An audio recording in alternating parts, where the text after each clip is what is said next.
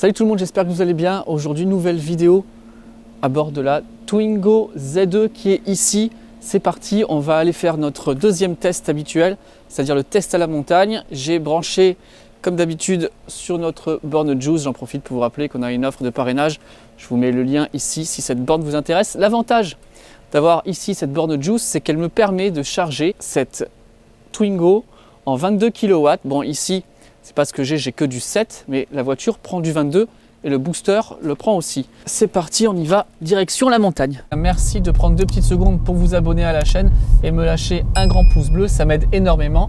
Merci beaucoup. D'habitude, je vais jusqu'à Gréolières-les-Neiges, Torrent.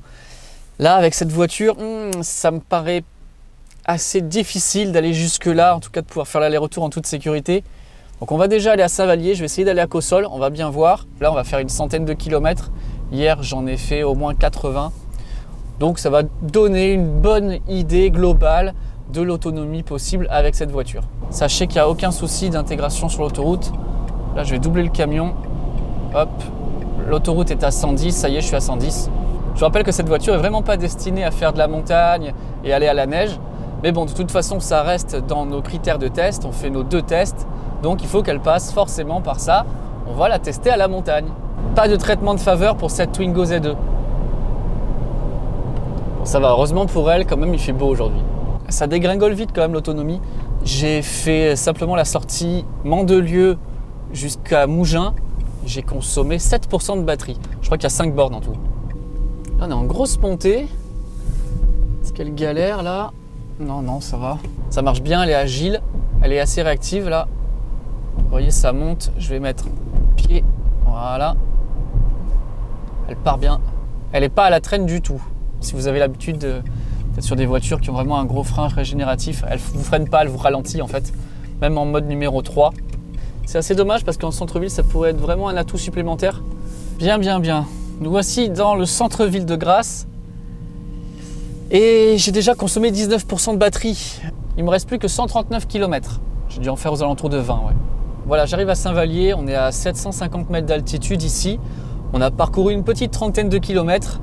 Il me reste 69% de batterie, 111 km possible. Alors c'est un petit peu mieux que ce que je faisais avec ma Leaf. De mémoire, je consomme moins. Pour un pack batterie à peu près similaire, dans la Leaf, il y en avait 24 kWh. Ici, on est aux alentours de 21. C'est une voiture qui est déjà beaucoup plus petite.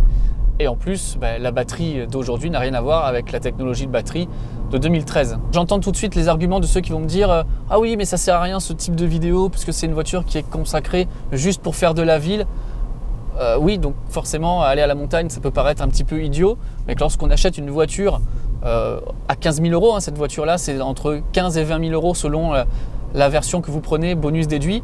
On a quand même envie de savoir si on peut sortir du centre urbain.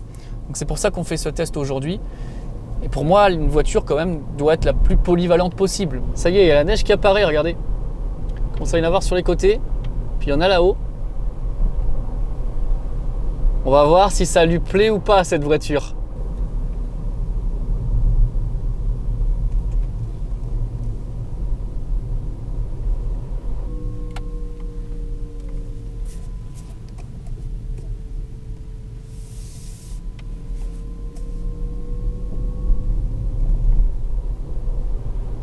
Oh là, ça devient tout blanc là.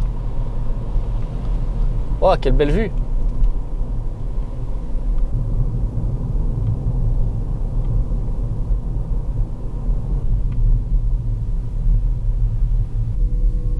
Col du Ferrier, 1041 mètres. Il y a du monde et il y a de la neige. Et il me reste 61% de batterie. Ouais, c'est pas mal. On va pouvoir aller faire encore un bon petit tour.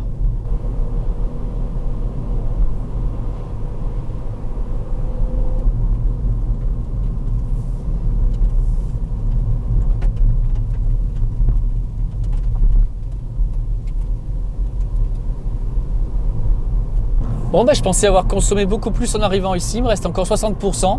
Pour l'instant, ça va, donc je continue. Au risque de me mettre encore dans de gros problèmes, je vous renvoie à la vidéo que j'ai fait il y a quelques jours, direction Torrent. Puis je vais me garder une marge de manœuvre quand même pour pouvoir revenir. Ok, là ça commence à être un petit peu dans le brouillard là. Allez, j'appuie sur front. Ah, ça dégivre. On y voit un petit peu mieux. Alors, je mets à 1, ça suffit largement. Et alors, s'éloigne de la mer, là, je suis passé de 11-12 degrés à 7. Commence à se rafraîchir un petit peu. Puis, il y a plein de neige. Je pense que je peux aller jusqu'à Torrent. Ok, est-ce que vous voulez un petit 0 à 80? Bon, c'est pas du plat, c'est quand même du faux plat montant. Attention, 3, 2, 1, feu.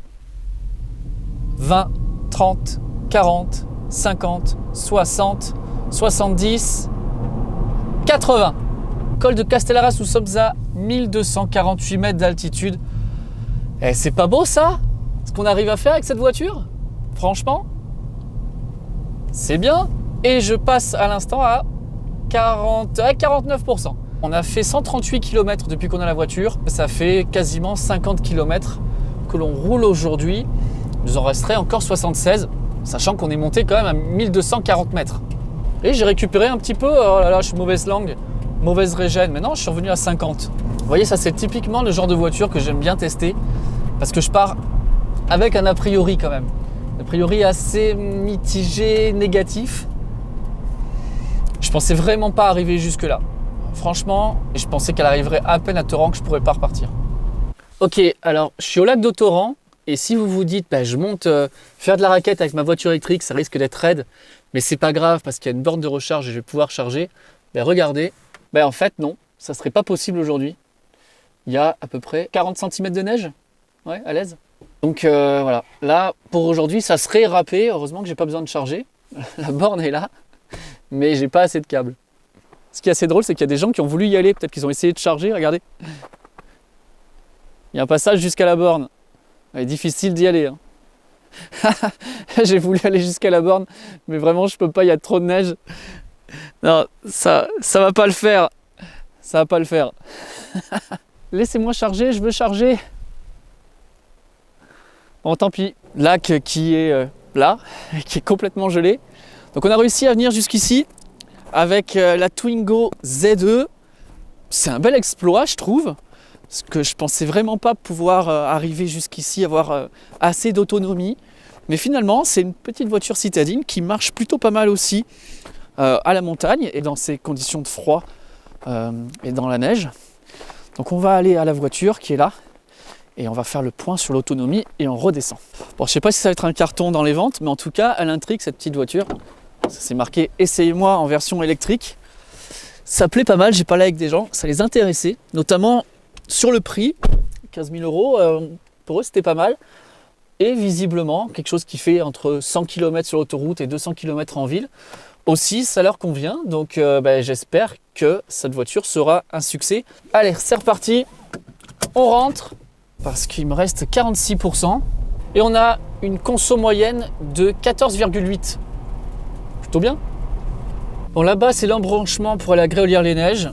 On aurait certainement pu y aller. C'est quasiment sûr. Normalement, à partir d'ici, c'est des kilomètres gratuits jusqu'au bord de mer. Le gros de la descente, ça arrive maintenant, mais visiblement, on ne peut pas compter tant que ça sur la régénération avec cette voiture. Avec la Fiat 500, j'ai réussi à tomber à 12,8. On va pouvoir comparer les deux. Je suis de retour à Saint-Vallier. On a dû faire 80 km aujourd'hui. On a une conso moyenne qui est maintenant de 13,7. Donc ça descend pas mal. Je suis de retour à Grasse. Je ne suis même pas encore arrivé jusqu'en bas. Et je suis déjà à 12,8 kWh au 100. C'est très bon. Finalement, elle a bien régénéré une fois que je suis passé sur le break de niveau 3. Comme quoi, ça ne sert à rien de parler avant d'avoir testé les voitures. On me donne une autonomie encore de 73 km. Bon, nouveau petit bilan. Au moment où je prends la pénétrante 4 Grasse, je suis à 12,4 de moyenne. Il me reste 36% de batterie. Et l'ordinateur de bord m'indique 74 km restants. Bon, maintenant ça va redescendre forcément parce que je vais reconsommer, sachant qu'on a parcouru 95 km depuis ce matin. Voilà, ça y est, je suis arrivé sur le parking de Renault. On va regarder ce qu'il en est. Du coup, c'est plutôt pas mal, il me reste 27%. On a une conso moyenne qui est assez basse de 12,2. Encore une fois, c'est une petite voiture quand même. Et on a fait sur les deux vidéos, on a fait 203 km. Donc 203 km de parcouru sur les 2 jours. Qu'est-ce que j'en pense? au final, je pense que je suis vraiment épaté, surtout avec cette deuxième vidéo. La première ne m'avait pas tant impressionné que ça. Mais là, je suis vraiment content. J'ai pu aller à la montagne, j'ai vu que ça marchait. Donc, c'est une voiture qui est plus polyvalente que je ne le pensais. En tout cas, ce que dit Renault. Donc, je suis vraiment très content. On va la réessayer. J'espère pouvoir la retester dans d'autres conditions. On a le gros avantage de pouvoir charger en 22 kW. Ça, c'est très bien. J'ai vraiment envie d'avoir vos avis. Est-ce qu'une voiture électrique Renault à 15 000 €, est-ce que ça vous intéresse? Dites-le moi. Et puis, si cette vidéo vous a intéressé, comme d'habitude, merci de me laisser un grand pouce bleu et de vous abonner à la chaîne. C'est vraiment hyper important. Tous vos abonnements comptent. Donc, merci de prendre 2 petites secondes pour cliquer sur le lien juste ici en bas. Nous, en tout cas, on se retrouve très bientôt pour de prochaines vidéos, de prochains tests, également notre podcast dans le monde d'Elon. Je vous dis à très bientôt. Salut tout le monde.